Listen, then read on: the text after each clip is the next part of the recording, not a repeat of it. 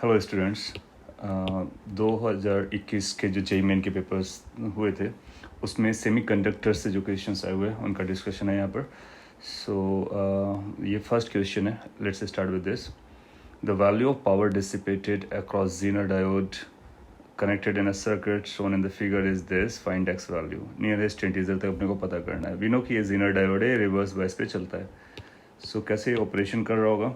आप बोलोगे कि यहाँ से कोई करंट आई जा रहा होगा, so that certain part of the current will be passing through this load and rest of the current will be passing through this zener diode. और सिंस ये आपसे जानना चाहता है कि कितना पावर डिसिपेशन होगा, तो इसका पोटेंशियल अपने को पता है, I2 पता चलेगा। सो VZ इंटू I2 अपना आंसर हो जाएगा। Now how to get out I2 उसको समझ लेते हैं। नाउ यूल फाइंड कि ये जो ज़ीनर डायोड का पोटेंशियल है VZ है, वो इसके लोड के क्रॉस रहा होगा। सो क्लियरली अपने को I1 पता चलता हुआ नज़र आ रहा है, that is going to be VZ divide by RL। VZ अपने को दिया गया है 15, RL इज़ 90। सो इसको डिवाइड कर देंगे 1/6 एम्पियर। नाउ यू सी कि ये जो पोटेंशियल है 15 वोल्ट है, आपने अप्लाई किया 22। सो किरचॉफ्स लॉ के अकॉर्डिंग यहाँ का जो पोटेंशियल आएगा प्लस यहाँ का जो पोटेंशियल होगा उसके बराबर होना चाहिए। सो इन दोनों का जो डिफरेंस आएगा that will be equal to the potential across RS। So we can also find this I value. I value is going to the potential across RS divide by RS, which is basically 22 minus 15 divide by 35। अगर मैं directly लिखता हूँ तो ये आएगा 7/35, 1/5 ampere.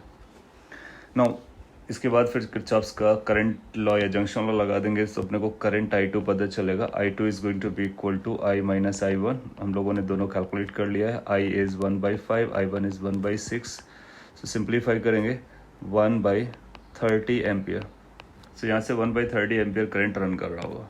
सो कितना power dissipation आएगा? Simple, power dissipation is the voltage of the Zener diode into the current passing through this, which is basically 15 into 1/30। So इसको जब आप simplify करेंगे, so that turn out to be half, which is basically 0.5 watt। इसको अपने को इस format में ले जाना है। So this could be written as 5 into 10⁻⁻1 watt। So x की वैल्यू जो है वो 5 आ जाएगी। So from here we can conclude that x comes out to be 5। Integer है, वही आपका आंसर भी है।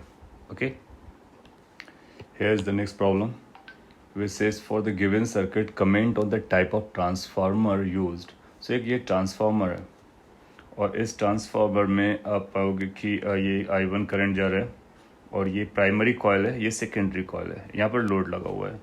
सो अपने को पता करना है कि किस टाइप का ट्रांसफार्मर है। जनरली हम लोग स्टेप अप स्टेप डाउन के बारे में बात कर पाते हैं, और उसके बारे में हम लोग कैसे बात कर पाते हैं? By comparing this input and output voltage. ये 220 वोल्ट का है और अपने को देखना है सेकेंडरी में V2 कितना आ रहा है। और V2 कैलकुलेशन के लिए अपने लोड का पावर गिवन है और लोड से जाने वाली करंट गिवन है, तो हम लोड का पोटेंशियल निकाल सकते हैं। That means V2 is going to be equal to, since हम लोग जानते हैं power is equal to V into I होता है, तो V is equal to power divide by current, IL हो जाएगा। How much the power? 60 watt. और how much the current? 0.11 ampere. So इसको जब हम लोग सिंप्लीफाई करेंगे तो ये 600 से कुछ कम आने वाला है। सो ये रफली 545 के अप्रॉक्सीमेटली आएगा। आप चेक कर सकते हो दीज मैनी वोल्ट्स। बेसिकली यहाँ से एक बात क्लियर हो रहा है कि ये 500 प्लस आ रहा है, विच सेज कि अपना जो सेकेंडरी वोल्टेज है वो प्राइमरी वोल्टेज से ज़्यादा है। सो अगर अपने को ज़्यादा वोल्टेज आउटपुट मिलता है तो हम लोग बोलते हैं कि ये स्टेप अप है, स्टेप अप ट्रांसफार्मर है। सो यू विल से कि ये स्टेप अप ट्रांसफार्मर है, और थर्ड ऑप्शन करेक्ट रिस्पॉन्स बनता है। Okay, next then this next question number 3 shift 1 का है, 18 मार्च का। ये बोलता है कि NPN ट्रांजिस्टर है that operates as a common emitter amplifier with a power gain of this. So common emitter है जो कि बहुत पॉपुलर ट्रांजिस्टर होता है NPN में या फिर ओवरऑल में। दी इनपुट सर्किट रेजिस्टेंस अपने को पता है, आउटपुट लोड रेजिस्टेंस भी अपने को पता है। कॉमन एमिटर करंट गेन अपने को निकालना है बीटा की वैल्यू। सो हम लोग जानते हैं कि अगर हम लोग आउटपुट की बात करें तो आउटपुट का मतलब हमारे लिए होता है कलेक्टर, और इनपुट की बात करें so input is going to be basically base. So you'll find कि जैसे इसने बोला है कि अब पावर गेन बताना है, सो हम बोलेंगे power output divide by power input. This value is basically 10⁻⁶. अच्छा, पावर आउटपुट को हम लोग क्या लिख सकते हैं? पावर आउटपुट को लिख सकते हैं output current square into output resistance divide by input current square into input resistance. Now output current upon input current, that's called beta, so that's a beta square, and this R output divided by R input. So that's what relation we are going to have. So we got to know कि 10⁻⁶ की जो value है that is going to be beta raised to power 2 into R output. Output load is अपने को 10,000 दिया गया, 10,000 ओम दिया गया. Input कितना था? Input was 100. इसको हम लोग सिंप्लीफाई कर सकते हैं. So from here you will get beta square is equal to, यहाँ से 2 zeros कैंसिल हो गए, 100 आएगा, इसको डिवाइड कर देंगे, सो ये 10⁻⁴ बचेगा. सो बीटा की जो वैल्यू है that is going to be √10⁻⁴, that is 10⁻², which is basically 100. So current gain beta जो होता है which is going to be ratio of the current of collector divide by current of base output by input. इसकी value 100 आ जाएगी. Integer, nearest integer अपने को कितना मिल जा रहा है? 100. 100 अपना करेक्ट आंसर हो जाएगा. Fine. Next then this is the correct relation alpha between alpha which is ratio of current collector current to emitter current and beta which is ratio of the collector current to the base current of a transistor is. So straightforward है. Result आपको याद रहता होगा कि जो alpha है उसने बोल भी दिया कि this is ratio of collector current to that of emitter and beta is collector current to that of base. This is what is we know कि ये जो करेंट्स होते हैं कुछ इस फॉर्म में चल रहे होते हैं कि जो इमिटर करेंट होती है वो बेस प्लस कलेक्टर के बराबर होती है. अब यहाँ से इसको रीराइट कर सकते हैं. सो अब देखोगे कि आई सी से अगर आप इसको डिवाइड कर दोगे so that will be E upon I upon I C is equal to I B upon I C plus 1. This is what, this is reverse of this, so that is basically 1 by alpha is equal to that's 1 by beta plus 1. Now अब option को check करना है, एक बार beta निकालने का, एक बार alpha निकालने का. सो अगर हम लोग यहाँ से अल्फ़ा निकालना चाहें सो अल्फ़ा की वैल्यू अपने को मिलेगी beta divide by 1 plus beta. In case हम लोग बीटा कैलकुलेट करना चाहें so that will be 1 minus that will be alpha divide by 1 minus alpha. So ये दो रिलेशंस आते हैं, बेसिकली दोनों सेम है जिसमें जो मैच करेगा. सो ये बीटा की वैल्यू प्रॉपर नहीं जा रही है, ये अल्फ़ा की वैल्यू प्रॉपर नहीं जा रही है, ये बीटा की वैल्यू अल्फ़ा के टर्म में प्रॉपर नहीं जा रही है, ये अल्फ़ा की वैल्यू बीटा के टर्म में प्रॉपर जा रही है, इसलिए हम 4 को मार्क कर देंगे. और वैसे भी आपको याद होता है कि अल्फ़ा बीटा में क्या रिलेशन होता है, alpha is equal to beta divide by 1 plus beta, वहाँ से आप बता सकते हो. Next then this question reads the typical output characteristic curve of transistor working in common emitter configuration is given this. ये ग्राफ से आप वाकिफ़ होंगे. ये करंट है जो कि कलेक्टर से जा रहा होता है और ये आउटपुट वोल्टेज है CE. उसको आप अलग अलग करंट बेस करंट के लिए मेज़र करते हैं और ये इस तरह से आगे बढ़ता है. आपसे पूछता है कि estimated current gain in the figure from this figure कितना आएगा. करंट गेन बेसिकली बीटा के बारे में बात कर रहे हैं और ये जो बीटा आएगा that is delta I C upon delta I B base. क्योंकि अपने को आई सी और आई बी पता है सो इनके रेशियो से जो गेन आएगा उसी को अपने को बताना है और वो हम लोग ईजिली बता पाएंगे. नाउ कैसे पता कर सकते हैं? सिंपली ग्राफ को रीड करके हम पता कर सकते हैं. कोई भी दो वैल्यूज़ पकड़ोगे सो यहाँ पर आई बी का चेंज कितना है और आई सी का चेंज कितना है, दोनों अपने को पता चल रहा है और वो सेम जा रहे हैं. सो डेल्टा आई सी आप देखोगे सो 4 - 2 बेसिकली 2 आएगा और किस यूनिट में आएगा? मिली एम्पियर में आएगा. सो 2 मिली एम्पियर डिवाइडेड बाई ये 20 - 10 आएगा, 10 माइक्रो एम्पियर आ जाएगा. अब मिली और माइक्रो को हैंडल कर लेते हैं. ये 1/5 है, ये 10⁻³ रहा होगा, मिली माइक्रो 10⁻⁻6 रहा होगा. After simplification that becomes 1000 divide by 5. इसको डिवाइड कर देते हैं so that turn out to be 200. So 200 should be the value of current gain as estimated from this graph. So answer will become 200. Simple. Next then. This question reads, if an emitter current is changed by 4 milliampere, collector current changes by 3.5 milliampere, then what is the beta value? So we know कि जो currents के relation होते हैं IE is equal to IC plus IB. In case हम लोग change करते हैं this IE, so that is going to be change in IC plus change in IB. अपने को change in IE पता है emitter का 4 milliampere, change in IC पता है collector का 3.5 milliampere. So change in IB निकल के आएगा. Why we are calculating change in IB, अपने को समझ में आ गया होगा कि फॉर्मूला किसका लगने वाला है. फॉर्मूला लगने वाला है बीटा का. सो बीटा सेज कि change in IC divide by change in IB. और जो अपने को नोन था वो IC और IE नोन था. अल्फ़ा बोला होता तो डायरेक्टली वहाँ से निकाल देते. IC का चेंज कितना दिया है या फिर आ रहा है, IC का चेंज है 3.5 milli ampere, and then change of IB भी calculated as 0.5 milli ampere. Divide कर देंगे. So beta turn out to be 35 by 5, 7. So 7 will become our correct answer. So एक ये रिलेशन होता है, उसे चेंज कैलकुलेट कर सकते हैं और बीटा अल्फा की जिसकी भी वैल्यू पूछे जाए करस्पॉन्डिंगली फार्मूला अप्लाई करने के बाद सॉल्व करके आंसर निकाला जा सकता है. Easier. Next then this question says in connection with the circuit drawn below, the value of current flowing through this 2 kilo ohm resistor is. So एक जीनर डायोड लगा हुआ एक सर्किट है, रेजिस्टेंसेस हैं, वो बैटरी कनेक्टेड है, अपने को इसका करंट निकालना है. If you know little about zener diode then it's obvious कि ये अपने लिए एक पोटेंशियल डिफरेंस 5 वोल्ट का क्रिएट कर रहा है. सो इसके क्रॉस पोटेंशियल डिफरेंस 5 वोल्ट रहा होगा. तो इससे जो भी करंट जाएगा, अगर उस करंट को हम लोग लिखना चाहें तो हम बोलेंगे potential which is 5 divided by resistance which is 2000. so that is what the current which is going through. इसको अगर आप सिंप्लीफाई करेंगे तो 5/2 इंटू 10⁻³ एम्पियर आंसर आ जाएगा. -4 के टर्म में ले जाना है. So you could write it like 50/2 into 10⁻⁻4 ampere. This 50/2 is basically 25. 25 into 10⁻⁻4 ampere. So answer comes out to be 25. Integer में 25 अपने को यहाँ पे फिल करना है. You'll find simple Ohm's law लगाने वाली कहानी है और जीनर डायोड आपको बताया गया है. सो उससे अपने को पोटेंशियल मिल जाएगा और डायरेक्टली अपना आंसर कर सकते हैं. इस सर्किट से इस आंसर का कोई लेना देना नहीं रहने वाला है.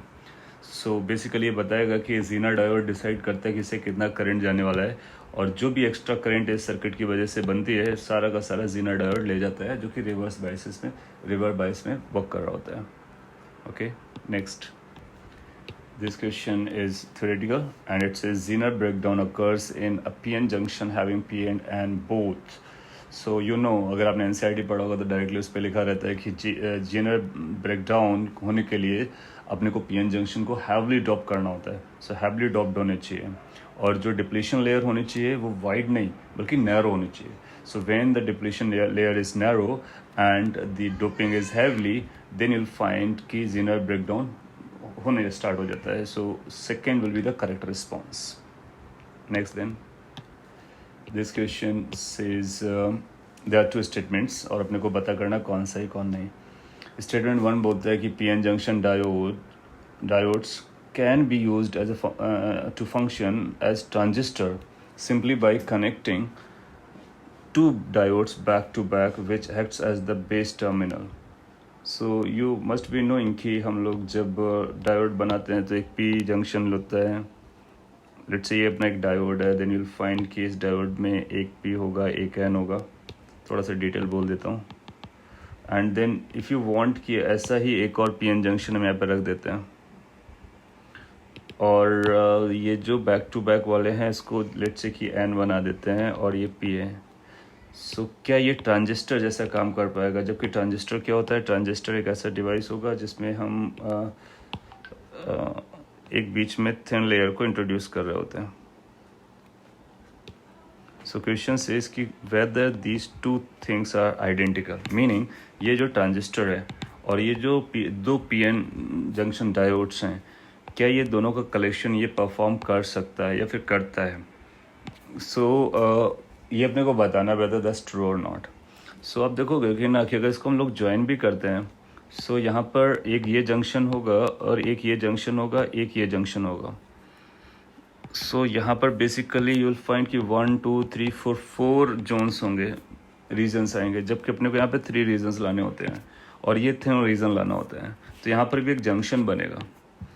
सो और इसके जो फीचर्स हैं वो मैच नहीं हो पाएंगे। सो this is basically not the collection of 2 diodes, PN diodes, right, or PN junction diodes. This is basically another device which is having 2 P's, ये P होगा, और या फिर 2 N's और एक दूसरा वाला बीच में थिन लेयर के साथ आता है। तो इसके फीचर्स अलग होंगे और इसके फीचर्स अलग आएंगे। So we can not use these 2 PN junctions to create this transistor, no we can't do so. So आप बोलेंगे स्टेटमेंट 1 जो आ रहा है वो ट्रू नहीं आ रहा है, वो फॉल्स हो गया।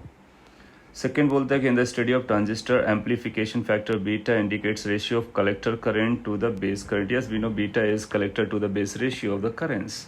Second is true, first is false, so first statement is false. तो ए को पकड़ लेंगे, second is true, so A option हमारा करेक्ट रिस्पॉन्स हो जाएगा। Next, this 10th question says there is a 5-volt battery which is connected across points X and Y. So these are X and Y point. D1, D2 are these normal silicon diodes. We need to find the current supplied by the battery if the positive terminal is connected to the point X. So अब battery को कुछ ऐसा लगाना चाहते हैं, positive या negative. So current यहाँ से जाना चाहेगी, यहाँ से जाना चाहेगी, यहाँ जाना चाहेगी, यहाँ जाना चाहेगी। ये जो D2 है वो रिवर्स बाइस्ड हो जाएगा, तो रिवर्स बाइस में करंट नहीं जाएगी, सारा का सारा करंट यहाँ जाएगी, ये फॉरवर्ड बाइस्ड होगा। तो only D1 will be functioning, D2 will be reverse biased. So D2 वाला ये सेगमेंट हमारे लिए काम करनी होगा। सिंस ये नॉर्मल सिलिकॉन का डायोड है, इसलिए इसका अपना खुद का स्टॉपिंग, इसका खुद का बैरियर पोटेंशियल आएगा, और सिलिकॉन के लिए बैरियर पोटेंशियल 0.7 वोल्ट होता है। तो ये रिवर्स बैटरी जैसा काम कर रहा होगा। सो जो भी यहाँ पर आपने 5 वोल्ट अगर अप्लाई किया हुआ है, सो इस 5 वोल्ट का 0.7 वोल्ट ये ले जाएगा, बचा हुआ पोटेंशियल इसके पास जाएगा। तो जो बचा हुआ पोटेंशियल होगा that will be 5 minus 0.7 divide by 10, that's resistance, that must be the current which is flowing through the battery. और वट एवर बैटरी से भी, और यही करंट अपना 10 ओम से भी जाएगा। This will be the only current that will be circulating in this circuit. इसको कैलकुलेट कर सकते हैं, so that will be 4.3 divide by 10 ampere which is basically 0.43 ampere. So जो करंट फ्लो कर रहा होगा वो 0.43 एम्पियर चल रहा होगा बैटरी के थ्रू, और ऐसा D1 के थ्रू हो रहा होगा, और D2 इनएक्टिव होगा क्योंकि वो रिवर्स बाइस्ड में, इसलिए हम 3 ऑप्शन को मार्क करने वाले, which is going to be the correct response. Fine, next. In this question there is a list 1, list 2, we need to match the correct ones. So first thing is like यहाँ पर अपने पास है rectifier, stabiliser, transformer, filter, इनके क्या क्या functions होते हैं वो यहाँ पर लिखे गए हैं, अपने को करेक्टली मैच करना है। फर्स्ट कहता है used either for stepping up और stepping down the AC voltage. आप जानते हो कि अगर अपने को स्टेप अप या स्टेप डाउन करना है AC वोल्टेज को, तो उसके लिए अपने को ट्रांसफार्मर लगता है। So 1 should be connected to C और C should be connected to 1. So C 4 के साथ कनेक्टेड, इसलिए A नहीं आएगा। C 1 से कनेक्टेड है, 2 हो सकता है, और ये 4 हो सकता है। तो 1 और 3 स्क्रैप हो गए, 2 और 4 में अपना रिस्पॉन्स जाने वाला है। नेक्स्ट कहता है use to convert AC voltage into DC voltage. अगर हम AC को DC में कन्वर्ट करना चाहते हैं तो उसके लिए अपने को रेक्टिफायर लगता है। हम रेक्टिफायर को यूज़ करके ऐसा कर सकते हैं, स्टेबलाइजर से नहीं, फिल्टर से नहीं। सेकेंड फर्स्ट से कनेक्टेड होना चाहिए, तो सेकेंड फर्स्ट से A से कनेक्टेड होना चाहिए, जो कि सेकेंड में है, और ये फोर्थ में नहीं, तो फोर्थ हमारा स्क्रैप हो जाएगा। सो A का सेकेंड आएगा। Rectifier will be use for converting AC voltage into DC voltage. इसके बाद थर्ड था use to remove any ripple in the rectified outputs voltage. So अगर कोई रिपल आता है उसको रिमूव करने के लिए हम लोग फिल्टर यूज़ करते हैं। So D must be going with 3. D must be going with 3. Good. Fourth बोलता है use for constant output voltage even when the input voltage or load current changes. तो ये स्टेबलाइजर का काम होता है कि हमको constant output मिले। तो स्टेबलाइजर का काम, B का काम है फोर्थ के साथ, तो B फोर्थ के साथ, तो सेकेंड अपना करेक्ट जा रहा है। सो ये रेक्टिफायर का क्या काम होता है? AC से DC कन्वर्ट करना। स्टेबलाइजर का क्या काम होता है? आउटपुट वोल्टेज को कांस्टेंट रखना। ट्रांसफार्मर का स्टेप अप स्टेप डाउन करना। फिल्टर का अननेसेसरी रिपल्स को रिमूव करने के लिए। सो इस तरह से मैच करा सकते हैं। Next, this question 12, this is for extrinsic semiconductors when doping level is increased what happens to the Fermi level. So again ये काफ़ी थ्योरेटिकल है, और आपको याद रखना होता है कि Fermi level of P-type semiconductors will go downwards and Fermi level of N-type semiconductors will go upwards. So Fermi level change होता है जिससे उसकी कंडक्टिविटी बढ़ती है, और पी टाइप के लिए वो डाउनवर्ड जाता है और एन टाइप के लिए वो अपवर्ड जाता है। इसको आप याद रख सकते हो। Next, this is LED is constructed from gallium arsenic phosphorus semiconductor material. The energy gap of this LED is 1.9 electron volt. Calculate the wavelength of light emitted and its color. So हम लोग जानते हैं कि जो wavelength आती है या जो फॉर्मूला हमारे पास होता है E is equal to hc/λ, isn't it? So यहाँ से अगर हम लोग वेवलेंथ कैलकुलेट करेंगे, so wavelength is going to be hc/E। ना अगर वेवलेंथ को हम लोग एंगस्ट्रॉम में जानना चाहते हैं तो this will be equal to 12,400 divide by 1.9 these man angstrom. और सिंस ये नैनोमीटर में बोला है तो 10 से डिवाइड कर देते हैं। So 1240 divide by 1.9 angstrom, sorry nanometer, ये नैनोमीटर में आएगा, एंगस्ट्रॉम में एक जीरो और आती है। इसको जब आप सिंप्लीफाई करोगे सो रफली 2 से डिवाइड कर रहे हैं तो 600 समथिंग आता है। तो ये अप्रॉक्सीमेटली अगर आप कैलकुलेट करोगे so it you will find this comes out to be 654 nanometer. So this will be the wavelength of the light that is going to be emitted. So formula simply E is equal to hc/λ लगाना था, और 650 में एक ही answer है, एक ही option है, और ये ऑप्शन तो स्क्रैप हो जाते हैं। अब इसमें कलर अपने को आइडेंटिफाई करना है। सब अपने को देखना कि ये 650 है वो कौन सा कलर होता है, ऑरेंज या रेड। सब जानते हो कि लाइट में विप ग्योर होते हैं, ओह माय गॉड। एंड जैसे ही आप रेड की तरफ जाते हो वेवलेंथ बढ़ता रहता है, और जो रेड का वेवलेंथ का है रेंज वो आप याद रख सकते हो। आपको याद रखना होगा 620 नैनोमीटर से लेकर के 750 नैनोमीटर तक होता है। सो 620 से 750 नैनोमीटर का जो वेवलेंथ है वाइट लाइट में वो रेड कलर का होता है। हालांकि ये बहुत क्लोज था, यहाँ पे डिसाइड करना आपके लिए भारी पड़ गया होगा क्योंकि ऑरेंज सबसे लास्ट में रेड होता है, अपने को पता है। और ये भी याद रहता है कि 750 नैनोमीटर तक जाता है, सो ये रेड उधर तक जाता है। बट रेड कहाँ तक एक्सटेंड होता है ये नंबर भी हमारे लिए इंपॉर्टेंट है। सो ये ऑरेंज कैटेगरी में ना जा करके रेड कैटेगरी में जाएगा। Okay, so that was factual information required for this question to answer. Next is here question 14 जो कि 26 फेब का है। ये बोलता है the circuit contains 2 diodes each with a forward resistance. तो डायोड के पास रेजिस्टेंस है एंड इनफाइनाइट रिवर्स रेजिस्टेंस है। बैटरी 6 वोल्ट की लगाई गई और 120 ओम से कितना करंट फ्लो करेगा ये बताना मिली एम्पियर में। अब देखो कि यहाँ से जो करंट जाएगा, let's call that as I, वो इस वाले ब्रांच से नहीं जाएगा क्योंकि ये रिवर्स बाइस्ड हो जाएगा और ये इनफाइनाइट रेजिस्टेंस का, इसलिए कोई करंट नहीं देने वाला है। वो करंट यहाँ से जाने वाला है। This circuit is also be having like 50 ohm resistance. तो जो अपने को टोटल रेजिस्टेंस इस जर्नी में मिल रहा है उसको काउंट कर लेना है। सो हम लोग लिखेंगे Kirchhoff's law 50i plus 130i plus 120i minus 6 equal to 0। इन सबको सम कर देते हैं। So this is going 250 and this 50 300 I is equal to 6, so 6 I comes out to be 6 divided by 300 ampere. अपने को आंसर मिली एम्पियर में चाहिए तो 6 divide by 300 into 1000 milli ampere. Zeros यहाँ पे कैंसिल आउट होते हुए नजर आ रहे हैं। सो ये आ रहा है 60 divide by 3, basically 20 milliampere. So अपना जो रिस्पॉन्स आएगा that will be 20 milli ampere में देना था। सो 20 न्यूमेरिकल आंसर करेक्ट हो जाएगा। नेक्स्ट, ये भी रिपीटेटिव क्वेश्चन है। ये बोलता है जीनर डायोड का वोल्टेज अपने को दे रखा है और डायोड से ही कितना करंट जाएगा वो बताना है। अभी सिमिलर टाइप का क्वेश्चन भी हैड। लेट्स से आई है, यहाँ से अपने को I1 जाता है, तो ये जो I2 है ये अपने को पता करना है। कैसे पता कर सकते हैं, पहले I1 कैलकुलेट कर लेंगे, इसका पोटेंशियल इसके बराबर है पैरेलल में। So I1 must be equal to 30 volt applied across 5000 resistance, ohm resistance, right. So 6 milli ampere, ऐसा हम लोग आंसर कर सकते हैं। फिर ये 30 चला गया, 690 टोटल था, तो इसके क्रॉस अपने को 60 मिलने वाला है। सो आई जो आने वाला है that is going to be 60 volt लगा हुआ है 4 किलो ओम के लिए। तो किलो का मतलब मिली एम्पियर में आ जाएगा, अभी एम्पियर में। So that will be 15 milli ampere. So what is I2? I2 is going to be basically I minus I1. So 15 minus 6 that is equal to 9 milliampere अपना आंसर हो जाएगा। So milliampere में कितना current flow करेगा diode से, that will be 9. So we'll say कि 9 is going to be the correct response. Repetitive question है, सो इस तरह का क्वेश्चन बहुत पॉपुलर है और रिपीटेटिवली आता है, सो वो आपको लर्न करना है. Well, so these were the questions that came in 2021 JEE Main. और इससे अपने को आइडिया लग जा रहा है कि अपकमिंग JEE Main एग्ज़ाम में भी सिमिलर टाइप के क्वेश्चंस आने वाले. कुछ थ्योरेटिकल रहेंगे, कुछ रिपीटेटिव टाइप के रहेंगे, और कुछ फार्मूलाज बहुत पॉपुलर हो रहे हैं, जैसे बीटा की कैलकुलेशन करना हो या फिर जीनर डायोड हो, अल्फा बीटा में रिलेशन हो. You will find so many questions are there. Transformer पे भी था, सो इसको प्रिपेयर कीजिए and I hope you are going to do well. All the best. Thank you.